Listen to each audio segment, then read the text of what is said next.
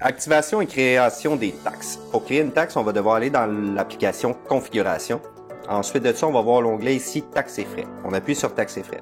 Donc ici, on va avoir deux options. On va pouvoir permettre de retirer les taxes et les frais d'une commande. Et puis, on va pouvoir créer ou supprimer des taxes. Donc, on va cliquer sur Taux de taxation et frais. On va voir différents taux ou taxes que des frais que nous, on a déjà ajoutés d'emblée. Mais je vais vous montrer comment créer une nouvelle taxe. On va appuyer sur le plus vert. Ensuite de ça, on va donner un nom. Donc, par exemple, on va l'appeler TPS. Nous, on vous suggère de d'inscrire un tiret ici comme ça, puis de venir insérer votre numéro de taxe. Donc, comme ça peut toujours donner l'information au client. Si jamais le gouvernement vous l'impose, à ce moment-là, vous allez pouvoir le faire de cette façon-là.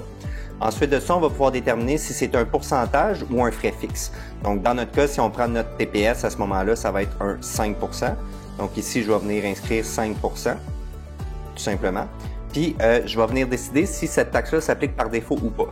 Donc, si cette taxe-là s'applique par défaut, donc d'emblée, pour tous les articles que je vais créer dans le futur, à ce moment-là, cette taxe-là va s'appliquer par défaut à tous les articles. Donc là, dans notre exemple, je ne l'appliquerai pas parce qu'on en a déjà une. Donc là, je vais simplement faire enregistrer. Puis ici, évidemment, on va avoir un nouveau numéro de taxe qui est ici pas par défaut. Puis nous, on a mis nos TPS, TVQ réels au niveau du système par défaut. Donc, c'est aussi simple que ça. Si maintenant, je veux supprimer une taxe, je vais simplement aller la sélectionner. Je vais appuyer sur la corbeille ici à ma droite. On me demande si je veux la supprimer réellement.